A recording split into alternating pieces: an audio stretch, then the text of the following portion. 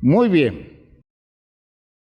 Voy a pedirles el favor que se pongan de pie. Vamos a leer un texto. Vamos a leer un texto. Leamos Colosenses.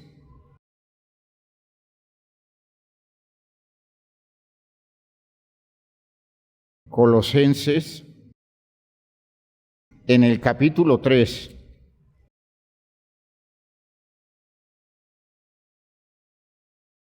Y vamos a leer hasta el versículo 11, desde el versículo 1 hasta el versículo 11. Leámoslo alternadamente. Dice el versículo 1: Si pues habéis resucitado con Cristo, buscad las cosas de arriba, donde está Cristo sentado a la diestra de Dios.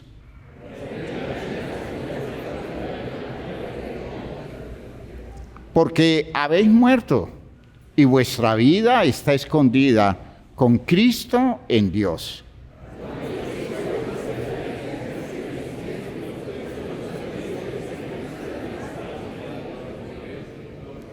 Haced morir, pues, lo terrenal en vosotros: fornicación, impureza, pasiones desordenadas, malos deseos y avaricia, que es idolatría.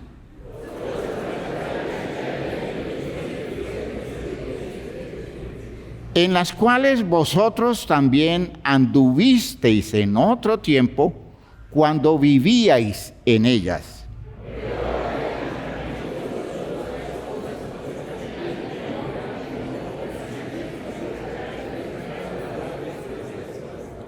No mintáis los unos a los otros, habiéndoos despojados del viejo hombre con sus hechos,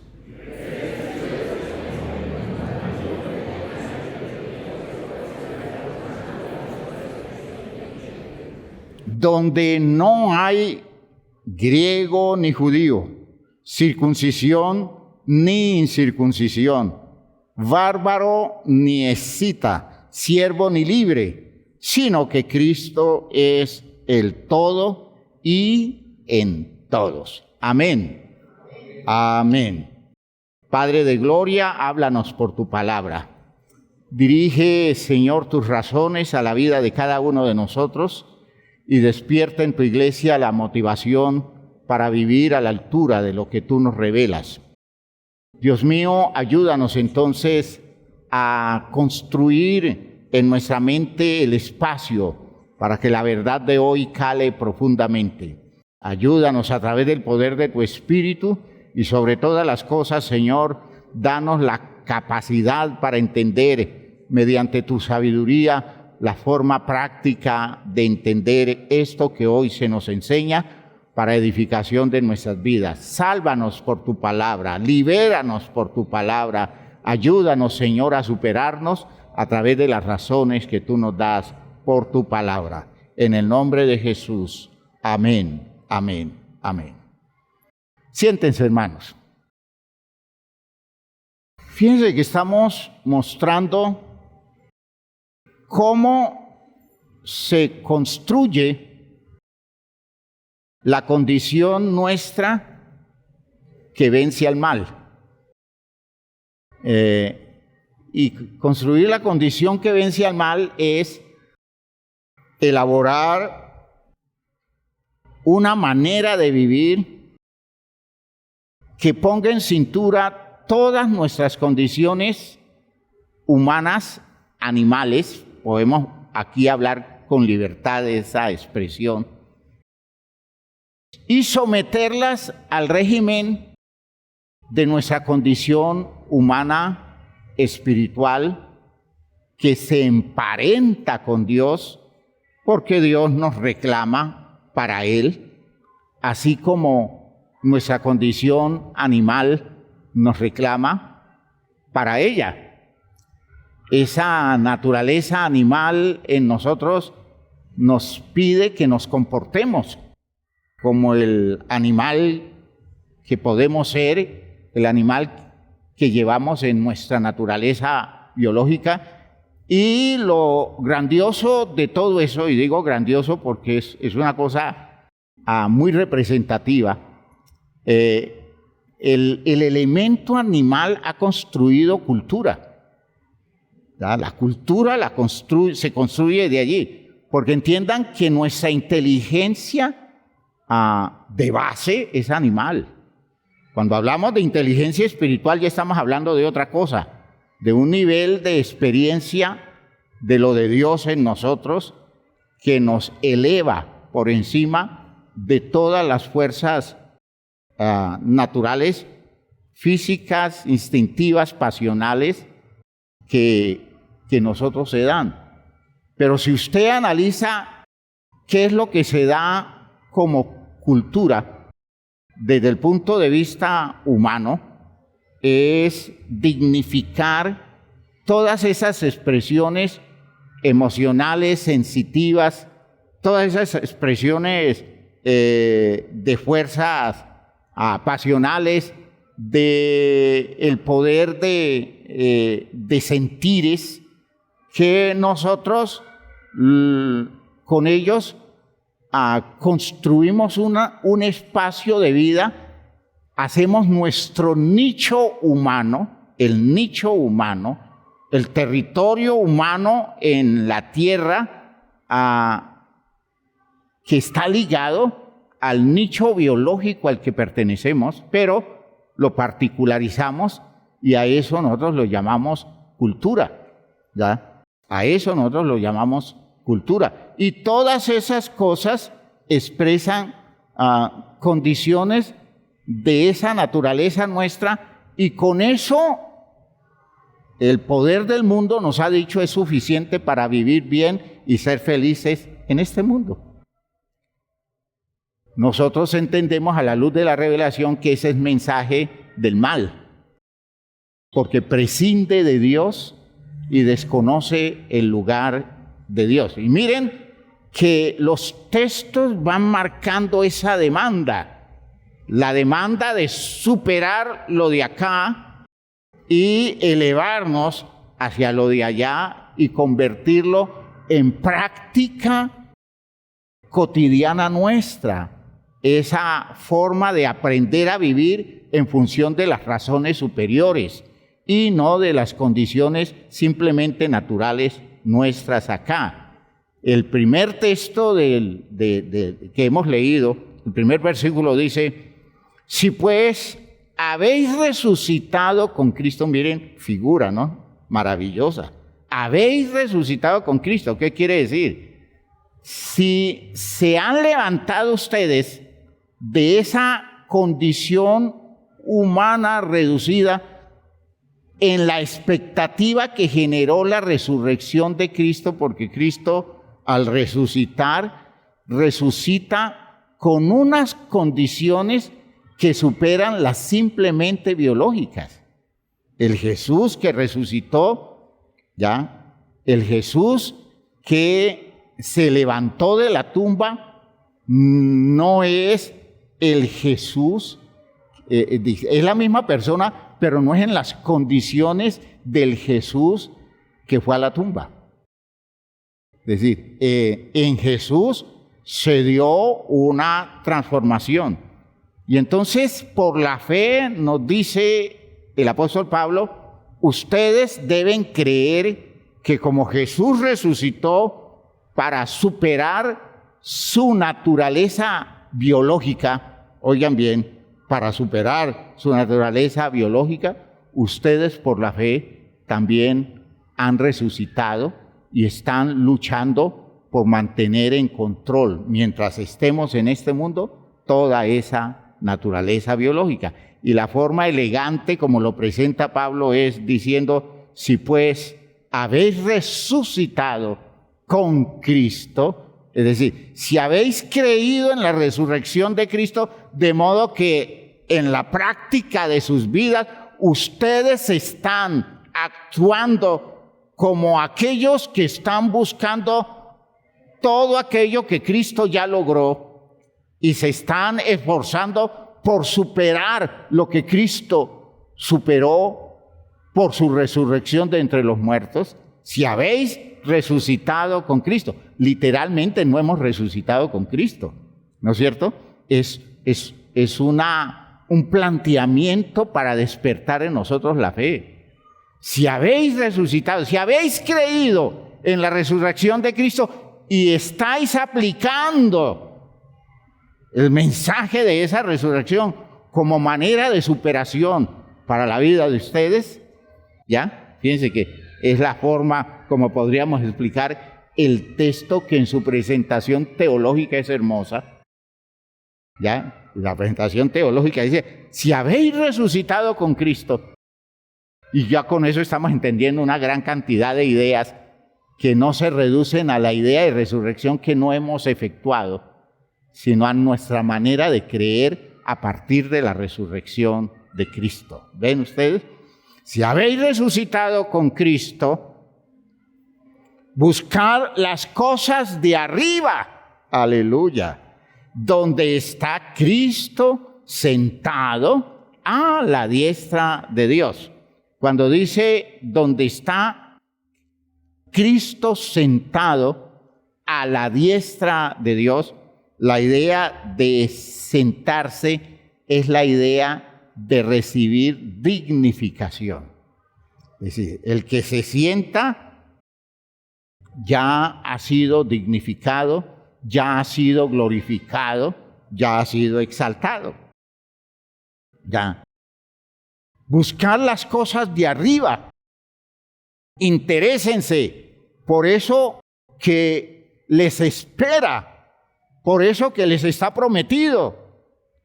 Superen sus expectativas de la vida común. Esa es la idea. ¿Ya? Superen ese esfuerzo por dedicarse exclusivamente a los logros temporales.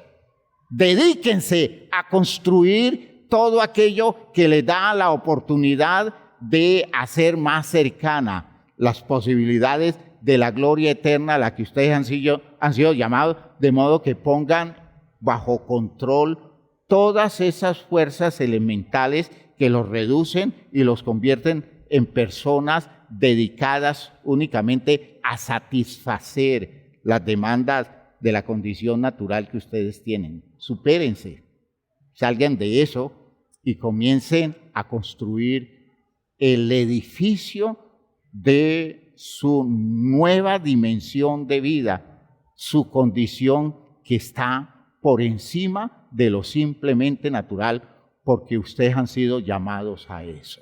Gloria a Dios, qué texto más significativo. Y está hablando de esto que estamos hablando.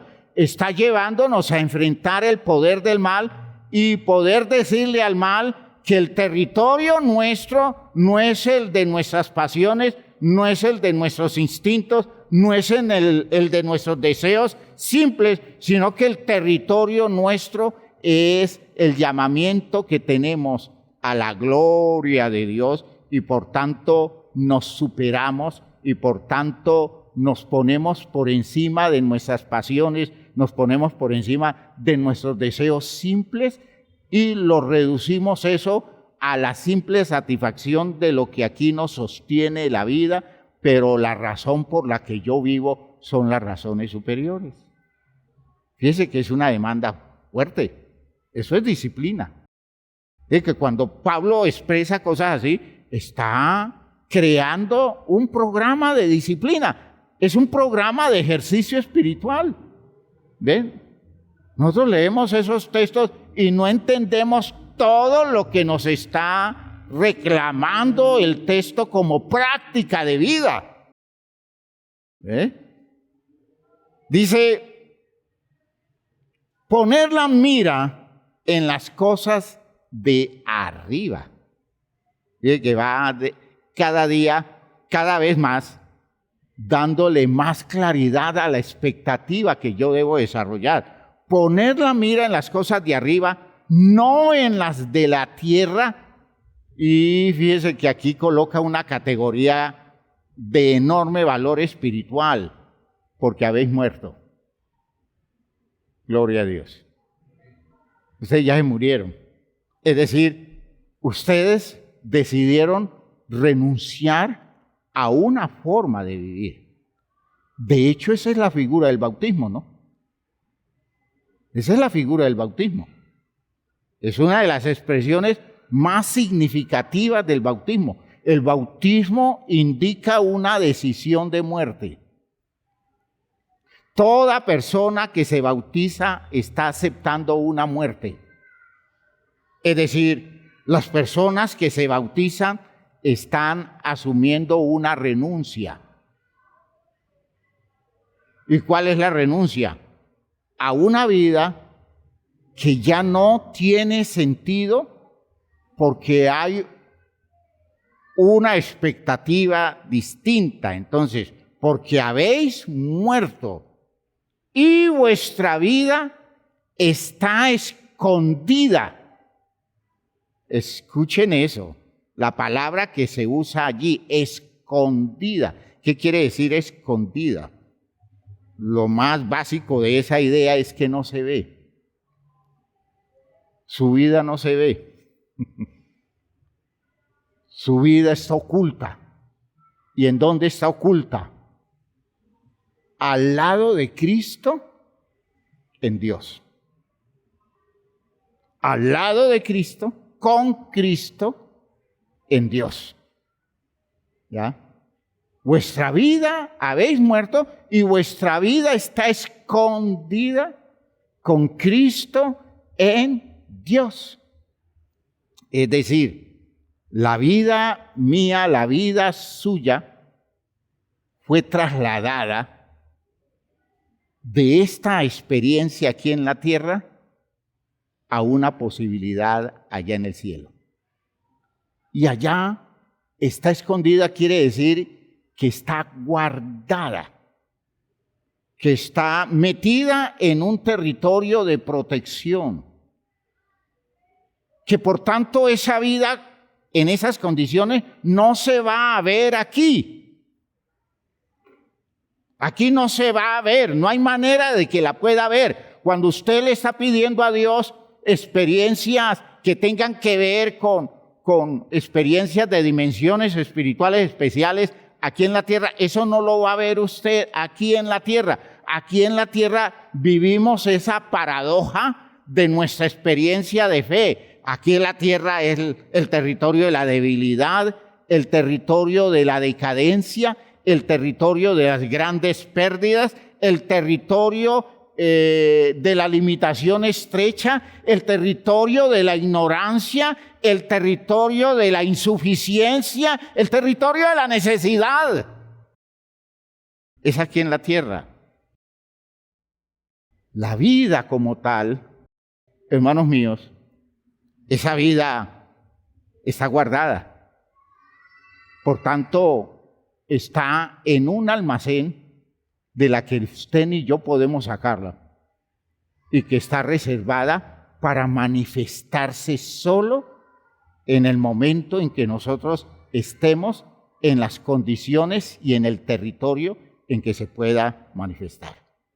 Por eso, lo que deja ver el texto es que las grandes promesas de Dios para usted, las grandes posibilidades existenciales suyas, no están para acá. No están aquí y no se van a dar acá.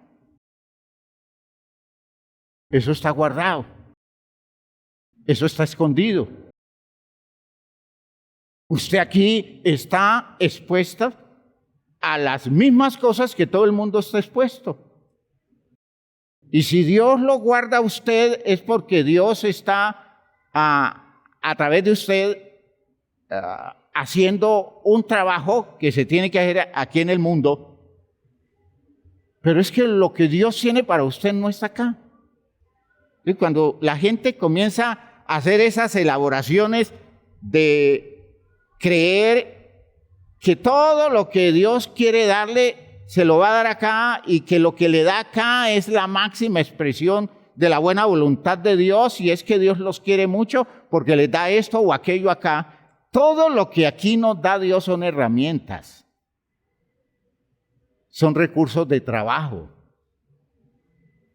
Escuchen lo que estoy diciendo, y eso se encadena con lo que tratamos hace algún tiempo. ¿Ya? Estuvimos hablando de todo eso. Todo lo que Dios le da a usted acá no es lo que Dios le quiere dar en cuestión de su presupuesto para bendecir, prosperar y abundar su vida. Todo eso está guardado, está reservado y se manifestará en el tiempo debido, en el momento definido, cuando esta condición pase de acá y nos encontremos en la presencia de nuestro Dios. Cuando usted recibe de Dios los recursos, por ejemplo, los recursos económicos que usted recibe, hermanos míos, usted puede decir, es que Dios me ama tanto que me ha dado esto. Pues sí, Dios lo ama. Y la verdadera expresión del amor de Dios está guardada. Porque por ahora usted no podría disfrutar todo lo que Dios quiere darle, porque su naturaleza biológica no va a permitir que usted viva la experiencia de todo lo que Dios le tiene guardado a usted, le tiene reservado. Pero si le da cosas acá, no las vea como las grandes bendiciones de Dios para usted. Recuerde, lo tratamos. Cuando Dios le da algo a usted, le está asignando una responsabilidad. ¿Me está oyendo? ¿Sí me está oyendo? Le está asignando una responsabilidad, y eso es lo que todo cristiano debe saber interpretar, debe saber entender. Si Dios a mí me da un negocio, si Dios a mí me da una empresa, me está dando responsabilidad con ese negocio y esa empresa, y me está nombrando administrador de él. ¿Recuerdan que lo tratamos? ¿Ya? No está premiándole a usted nada. Este lugar no es lugar de premios. Este lugar no es el territorio para las grandes ganancias. Este lugar es el territorio para las inversiones en las que Dios ha colocado sus recursos, para con esos recursos, a través de la sana administración suya y mía, nosotros podamos salvar a este mundo, o Dios pueda salvar a este mundo usándonos a nosotros como sus siervos. Gloria a Dios. Así funciona, hermanos míos. Si usted se engolosina con lo que Dios le da aquí, usted todavía no sabe nada de lo que Dios ha decidido darle, de lo que Dios tiene para la vida suya. Y por tanto sus expectativas son reducidas. Sus expectativas se quedan cortas. Cuando los discípulos hablaban con Jesús, los discípulos todavía estaban esperando un premio aquí en la tierra. Nosotros lo hemos dejado todo por ti. ¿Y allí cómo vamos? Más o menos le están preguntando a Jesús, allí cómo vamos nosotros. ¿Qué es lo que nos va a corresponder a nosotros? ¿Ya? Porque lo hemos entregado todo y todavía no vemos nada. ¿Ya? Ese sentimiento de frustración con la muerte de Jesús. Es que no valió la pena haber seguido a Jesús, porque nada de lo que esperábamos se ha dado. Ellos solo después, por la obra del Espíritu, ellos pudieron entender la diferencia, pudieron entender las cosas como eran. Y por eso Pablo puede decir ese texto, porque vuestra vida está escondida con Cristo en Dios. Y dice el versículo 4, cuando Cristo, vuestra vida, se manifieste, es decir, cuando la dimensión Cristo, cuando Cristo, Él que aporta la vida. Cuando Cristo, cabeza del cuerpo vivo que Dios está salvando, se manifieste, ¿qué es lo que dice el versículo? ¿Ya? Entonces, ¿qué dice? Entonces vosotros también seréis manifestados con Él, ¿en qué? En gloria. Aleluya. Allá sí, allá ya viene lo que Dios tiene para darnos como expresión de su amor, de su generosidad, lo que Dios tiene reservado para sus hijos. Aleluya. Lo que Dios tiene para sus hijos, eso no se da aquí. Por favor, no se confunda, no se enrede, no se engolosine. Y proyecte una visión que Pablo le dice, le dice, ponga la mira en las cosas del cielo, no en las de la tierra. ¿Ya? Y no hay que hacerlo, ¿por qué? Porque hemos muerto para estas expectativas de la vida común. Hemos muerto. Y eso es así. Así es como se cumple la disciplina del cristiano. Mis expectativas deben cambiar tan radicalmente que si hago muchas cosas alrededor de los recursos que Dios me entrega, las posibilidades que tengo para moverme en este mundo, haciendo cosas y obteniendo logros en este mundo, mi perspectiva, mi enfoque de todo eso no es el del mundo común que disfruta eso como gran logro, sino que simplemente es lo que tengo a mi alcance como herramienta de trabajo, porque aquí todo lo que Dios está esperando de mí es mi trabajo y me da recursos para que labore con eficacia, pero mis expectativas no son las cosas de la tierra, porque para esas cosas de la tierra yo he muerto. Yo he muerto. Hay una frase de Pablo en Gálatas que tiene relación con esa idea, donde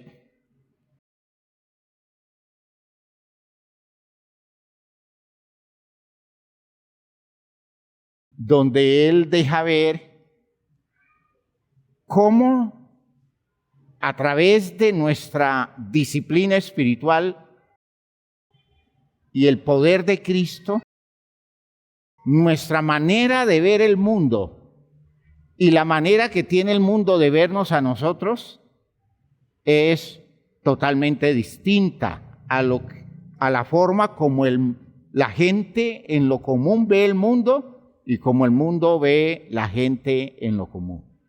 Fíjense ustedes que esto es interesante. Gálatas 6.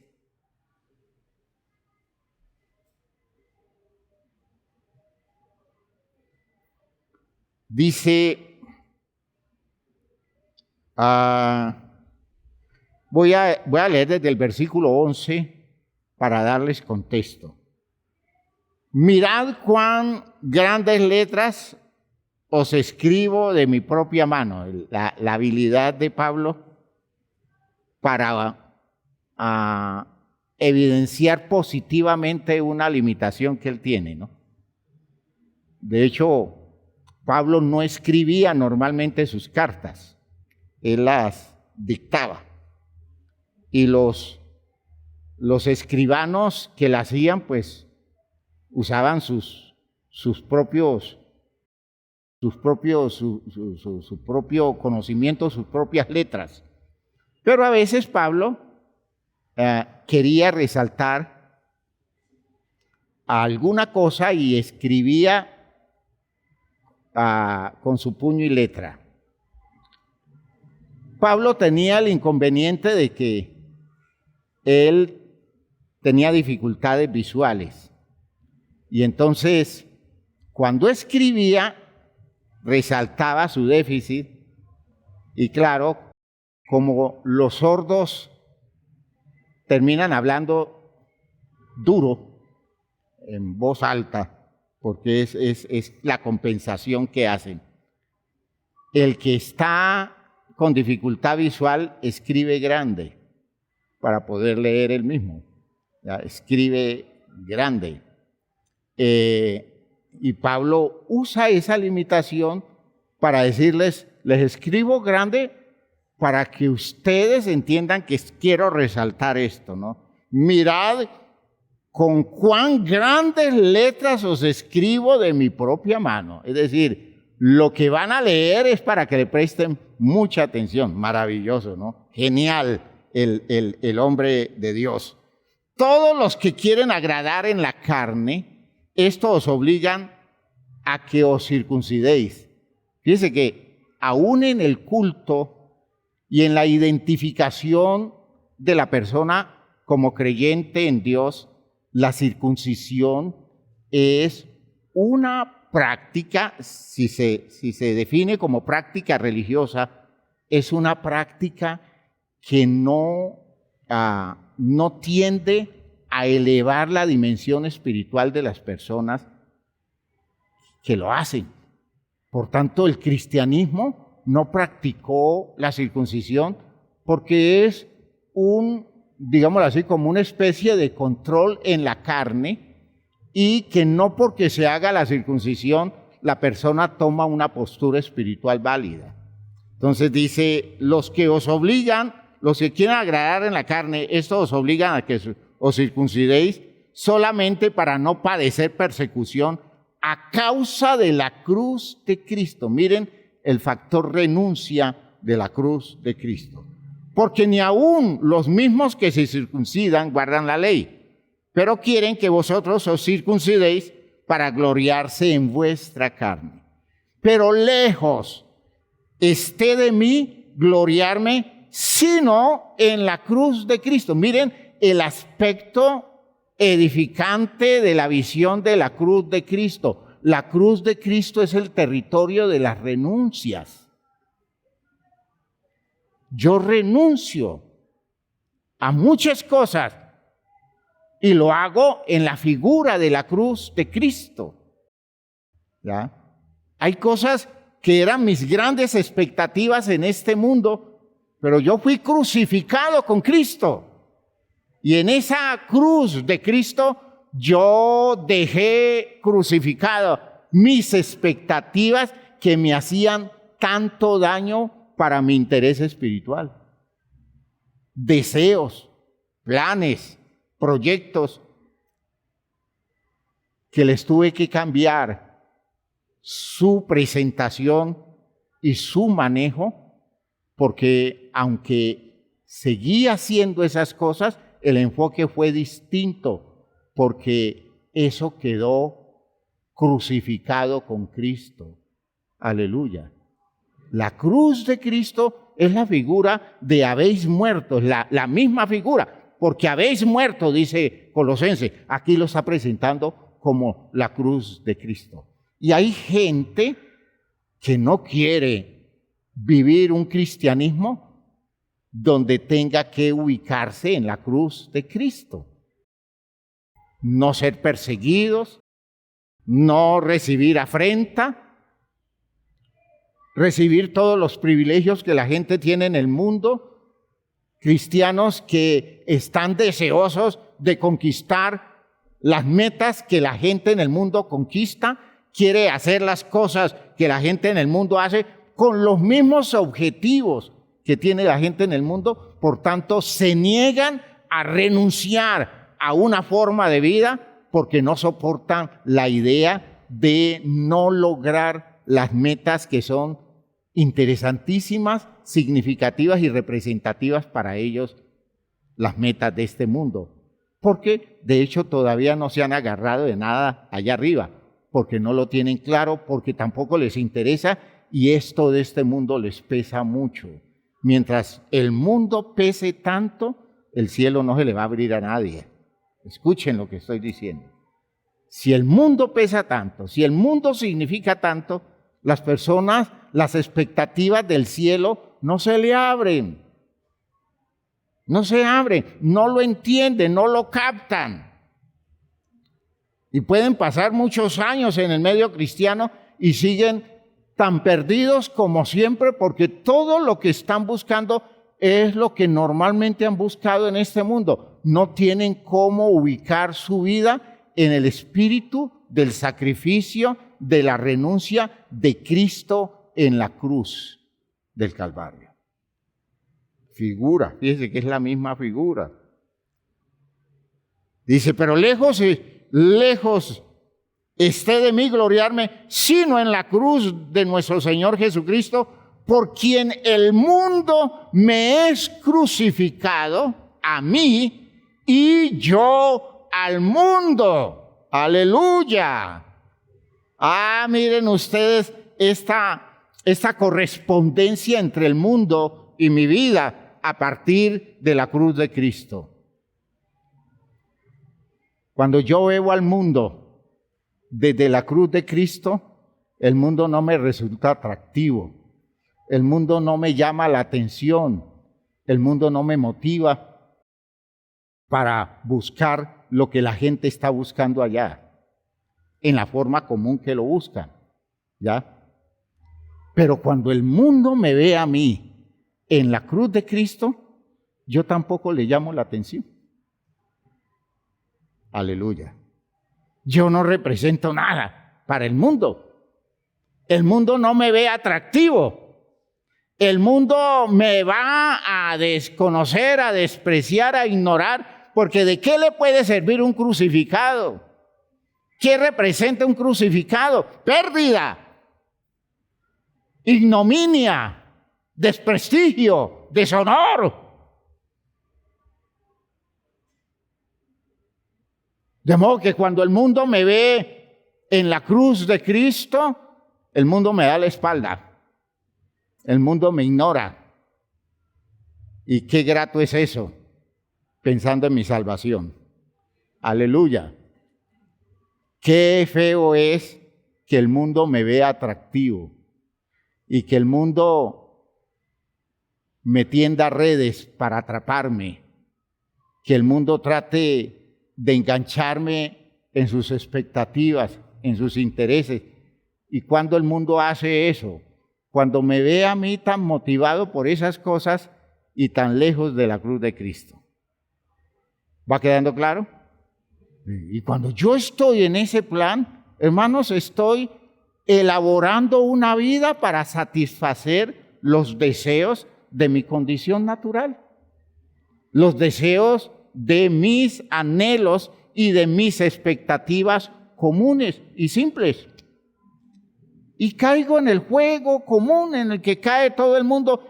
Por tanto, espiritualmente conmigo no está pasando nada. ¿Por qué? Porque yo no estoy avanzando desde el punto de vista de logros en donde yo someto al régimen de Cristo, al régimen de la muerte y resurrección de Cristo, según Colosenses, al régimen de la cruz de Cristo, según Gálatas 6, y vamos a entender muchas figuras más en ese sentido. Cuando yo me meto en ese régimen, hermanos míos, con toda seguridad lo que va sucediendo en mí es que los intereses del mundo ya pierden fuerza en mí. En la cruz de Cristo ya no me va a llamar la atención nada de eso. Eso no me motiva, eso no me impulsa, ¿ya? Y desde ese territorio comienzo a meter en cintura todas las condiciones naturales de mi vida, porque no vivo en función de sus intereses, sino que estoy simplemente colocado en un territorio de renuncia, un territorio de muerte, para que la vida de Cristo se manifieste en mí. ¿Va quedando claro, hermanos míos? Eso es trabajo. Eso es trabajo. A veces los hermanos me preguntan, hermano, ¿qué hago yo para vencer esta tentación tan brava respecto de determinadas cosas? Hay muchas cosas que son tentación. Yo le digo, no hay alternativa que disciplina. ¿Y cuál es la disciplina? Que usted tenga disposición para dedicarse a construir sus expectativas de lo que Dios nos ha guardado en el cielo, y movidos por esas expectativas, usted le vaya perdiendo importancia a lo que está acá. Bueno, que lo digo en los términos de Gálatas, es el tiempo, le puedo decir al hermano, a la hermana, es el tiempo en que usted se coloque crucificado con Cristo. Con Cristo estoy juntamente crucificado, dice Pablo, y ya no soy yo quien vive, sino que vive Cristo en mí. Y lo que ahora vivo en la carne, ¿lo vivo qué? En la fe del Hijo de Dios, el cual ¿qué? ¿Qué hizo ese Hijo de Dios? Me amó. ¿Y qué? Y se entregó por mí. ¿Ya? Crucificado. ¿Cómo puedo vencer pasiones? Crucificándome. ¿Cómo? Sí. Lo que pasa es que ese tiene una aplicación más profunda, porque tiene que ver ya con ese de negarse a sí mismo, tomar la cruz y seguirlo. Sí, disciplina, sí, claro, es disciplina. Es decir, usted tiene que entender que eso no se logra así porque usted dijo, ya acepté al Señor, ya me convertí al Evangelio y estoy asistiendo a la iglesia.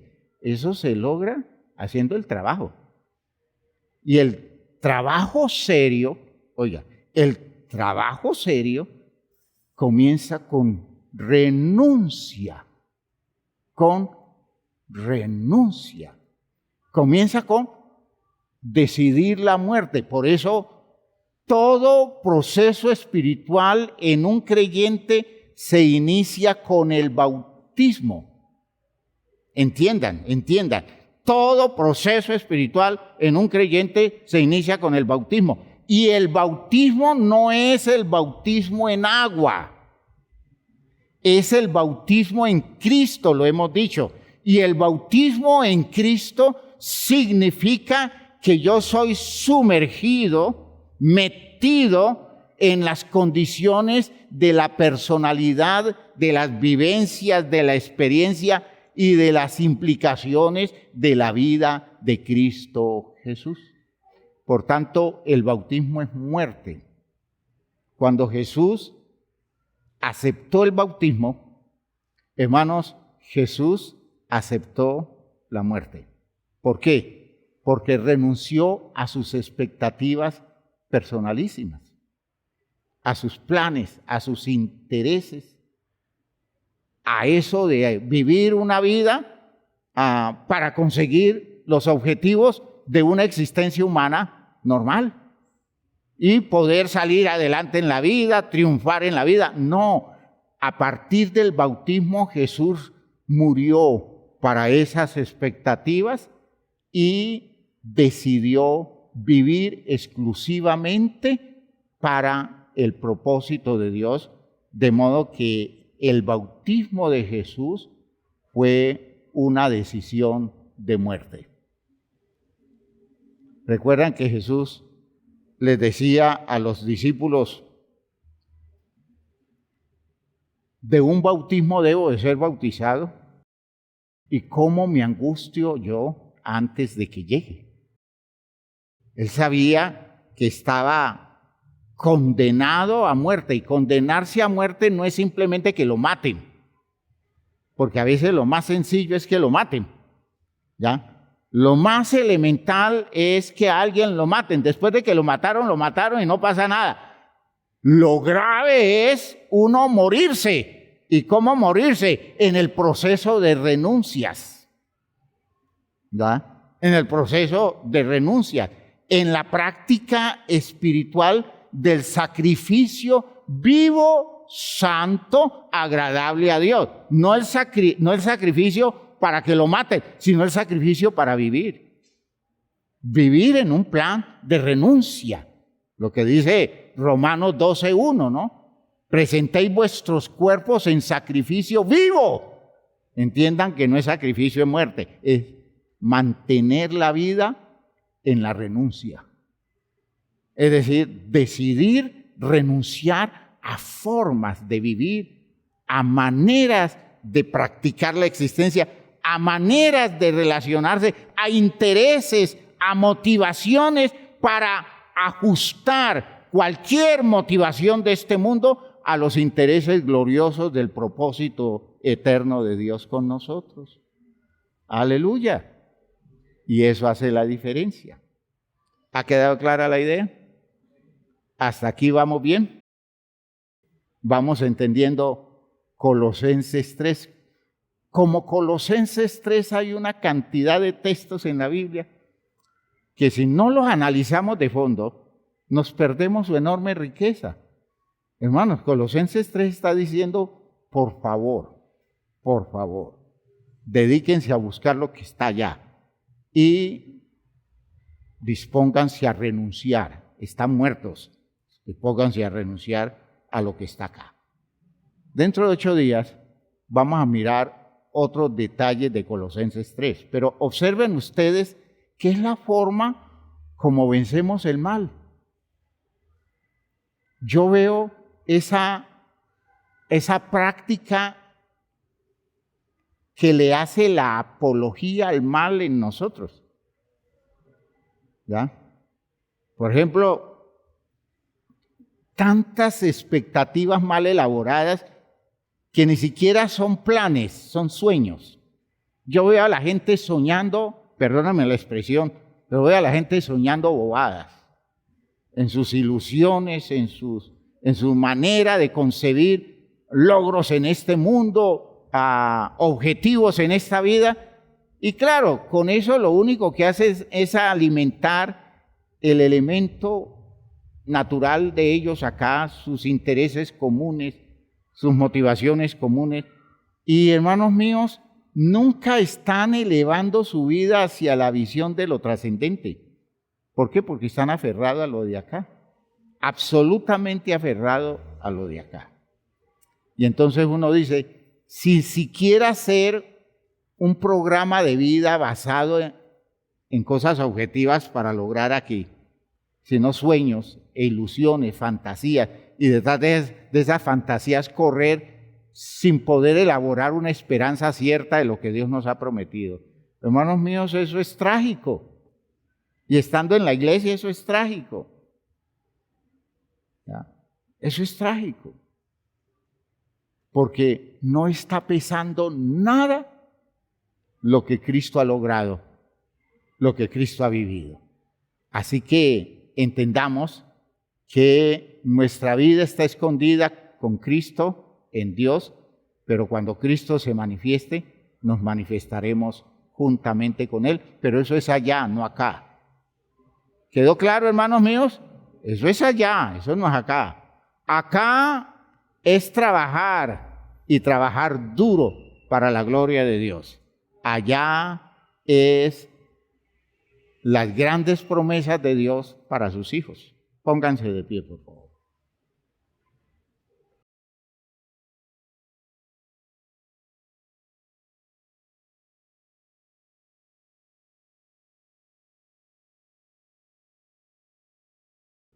Eso que estaba diciendo la hermana Marta de ese planteamiento de Jesús con los apóstoles, especialmente con el apóstol Pedro, ¿no? Recuerdan que eso es de Mateo 16.